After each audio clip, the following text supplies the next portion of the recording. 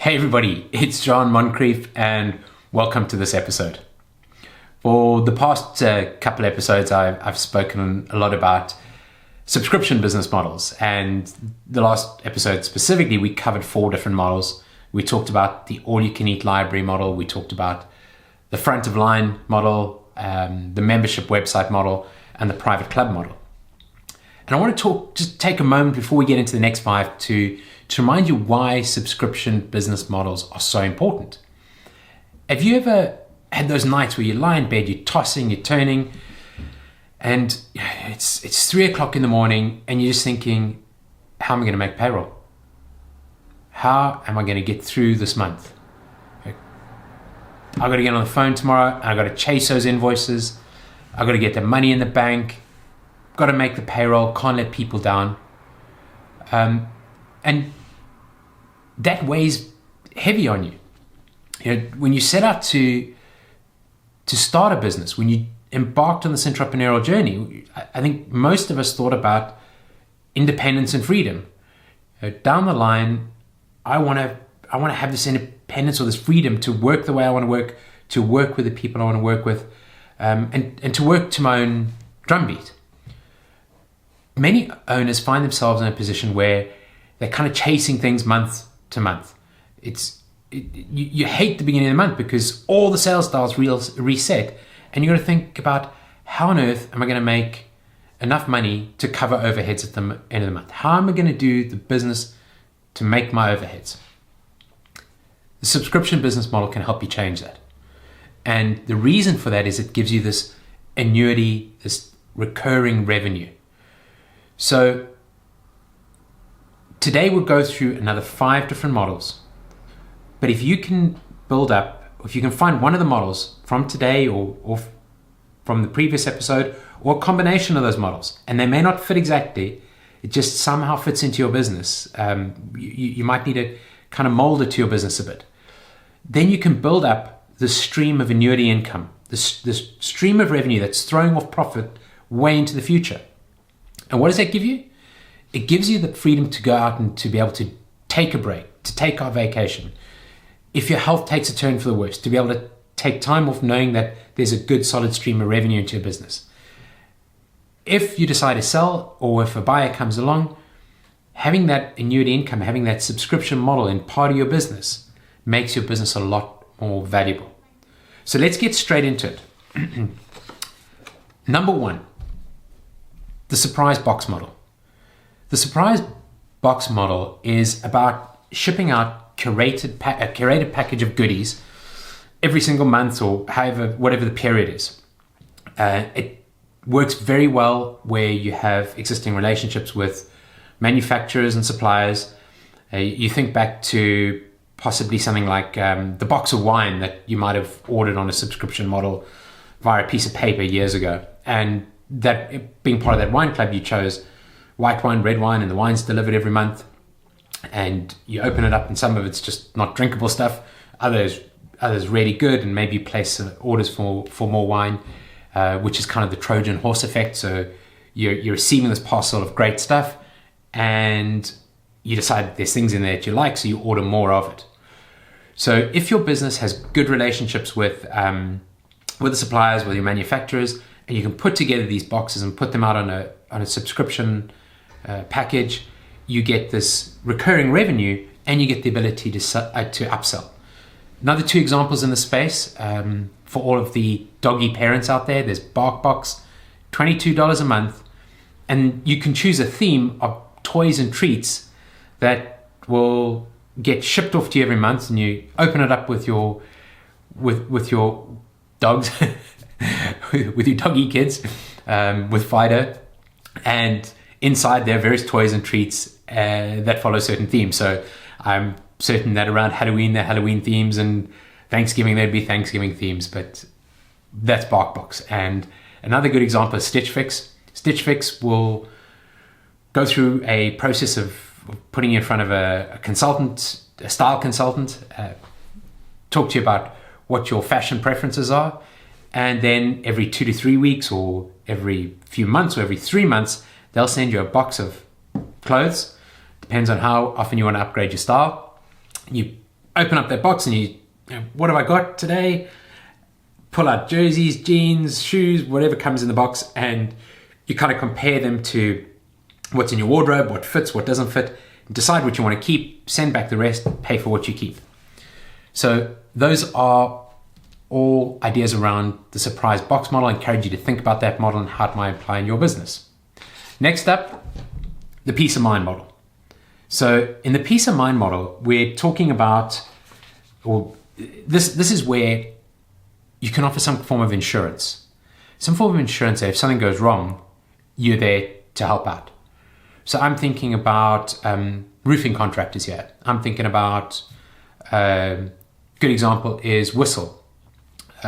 Whistle.com monitors your pet's health and your pet's location. So if something happens to your pet, they will jump in action and they will find your dog. Up until that point, they're simply collecting subscription revenue. It's only when something goes wrong that they actually need to mobilize their resources. So if you think back to that roofing contract idea that I mentioned, or business, in that scenario, you have a database of customers. You can probably figure out how often they needed to have roofing work done, and you can take a look at the assets and resources you've got, charge a subscription fee for roof repairs, and only when there is an incident that something needs to be fixed do you mobilize and offer that peace of mind that the roof will be repaired very quickly. But what you're doing is using existing assets, using existing resources, and you're only really picking up costs around the cost of materials. So thoughts for all the roofing contractors or contractors out there, how you might apply something like that to your business. Another one that I use personally is Thriver.com. They are a company that monitors my health through doing blood work for me. So every 3 months they will send me a kit, and I'll do a blood sample, poke 2 fingers, squeeze some blood out for you. May not be the best thing for the squirmish folks out there, but basically you're gonna kind of squeeze some blood into these little plastic containers, zip everything up in a bag, and send it off to the lab. Within 2 days, my results are up online, and I have this peace of mind about, you know, how my health is. Am I healthy? Is there something I need to look after? Is there something I can do about my energy levels? Can I be more energetic for these episodes with you? So peace of mind for me around my health. Next up is the simplifier model. So the simplifier model is simple. It's all about, we live very busy lives, and how can we help people simplify their busy lives? The software industry has been quick to jump onto this. You know, you have things like Todoist and Toggle, all for recording your time and managing your to-do list, and you pay, some of them are free, and then you start paying a monthly amount to use their service. Now I'd kind of put something like the password management tools in here as well. I don't want to keep, aside from the security issues, I don't want to keep having to find a password, think about what it is. I really find it convenient and quick that I can press a button and my password's automatically entered, and I can just get on with what I'm doing. But bring it down to earth a little bit. Other services like this, things that, businesses that you may be involved in. Going back to our doggies, doggy grooming business. The van arrives, you take your dog to the folks at the van, and they will trim your dog, they will wash the dog, probably brush the dog's teeth, and hand Fido back to you. It means that you haven't had to get into your car, drive down to the parlor. The parlor comes to you. Bookkeeping, accountant firms, great model. Charge for a subscription amount. You know how much work it goes into running a customer's books. You know how much work is involved in returns and the tax side of things. So instead of hitting them with big bills all the time, not all the time, but hitting them with big bills at the end of the year or certain periods, kind of smooth it out and put a subscription model in place where $100, £100 coming off their account every month, depending on volume of transactions, etc. But they're not really thinking about that anymore. It's not this large bill that comes in. It's just smoothed out, and they've got peace of mind that all the bookkeeping and everything's done.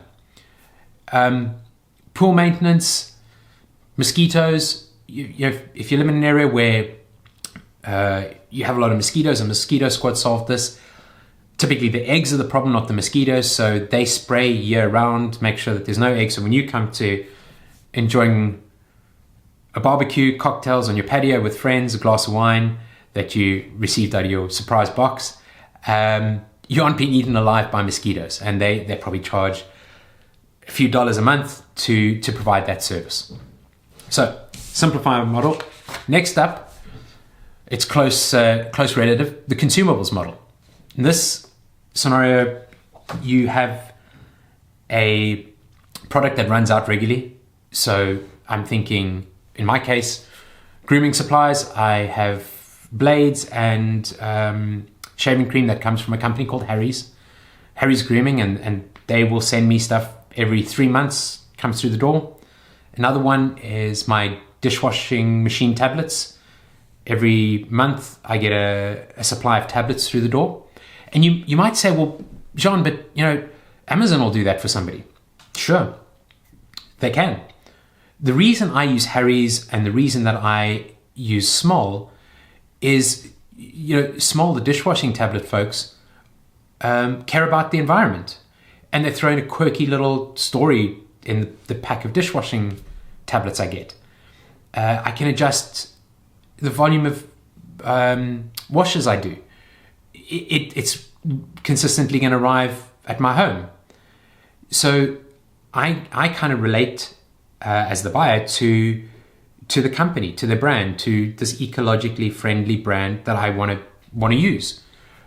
Similarly with Harry's, I love their grooming stuff, and I enjoy the quirky little tips that they have on how to shave better, how to groom better. So there's a kind of relationship between the brand and myself that I enjoy, and that's the reason I use them over using Amazon. So think about your business. Think about whether you got that quirky brand, whether you could supply a product and compete with Amazon through the subscription model, even though they provide something similar, but based off having a great brand and a great experience for your customers. So this is something you can build an experience into as well. Last up, the network model. This goes back to 1878, and one of the first network models sprang up in New Haven, Connecticut, where 21 odd people paid $1.50 for the service, and that was a telephone service. So it's probably the chief of the fire department, the chief of police, probably doctors, nurses, and some important folks like the mayor who initially had the service. And then, because everybody wants a service and it's useful, you kind of think, well, the more people that come onto the service, the more useful it becomes. So inviting people and getting them onto the service increases the usability for everybody. And in that example with telephone company, within 3 weeks I went from 21 to 50 users. Take that to something in more modern times, WhatsApp. At one stage, I think WhatsApp was signing up 1 million new users every single day. Like 1 million users a day. That's because we all had WhatsApp, and it was like $1 a month to use WhatsApp. And do you know what? It's kind of more secure. I think that was the thing originally. WhatsApp was far more secure, or all our communications were encrypted or something. There was certainly an advantage or something remarkable about the WhatsApp service back then. Now it's just ubiquitous. Everybody's using it. But we tell our friends about it. Join WhatsApp. Get on a WhatsApp. Use WhatsApp, and they created a great experience, and everybody started using WhatsApp and creating groups, and now it's one of the default communication tools we live with. Another good example is Zipcar.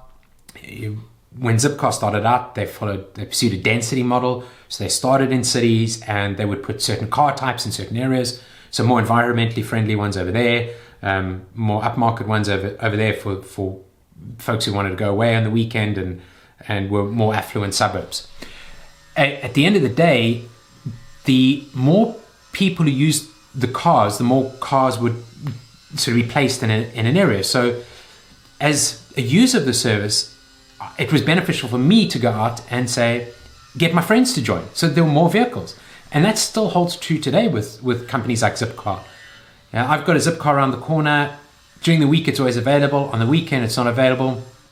My partner says to me, but they need to put more cars, phone them and tell them to put more cars in the area. The reality is that we need to be telling more people to use the service. And that way, Zipcar would hopefully put new cars into our neighborhood. So those are the 5 models I wanted to cover today. I wanted to go through these models with you. I want you to think about how they might apply to your business. Again, the episode from last week will be in a link up here. You can click the link, go to that episode, watch that episode. Find the time. I realize this is difficult to make the move from one model to the other, but find the time to sit down and to think about how these models might work for your business, how you might apply them either as they stand or combinations of them. And I'm sure you get a sense that some of them work well and others, or that some of them might work well together. When you set out on your entrepreneurial journey, I bet you dreamt of freedom. You thought about building a business where you could work to your own schedule, you could work with the people you want to work with, and you could work with the clients you want to work with. Using a subscription model and applying a subscription model is going to help you get to that freedom, going to help you create a thriving business. So I encourage you to subscribe to the channel. Button will be up there. Watch the previous video. And remember, you're building a company, not a job.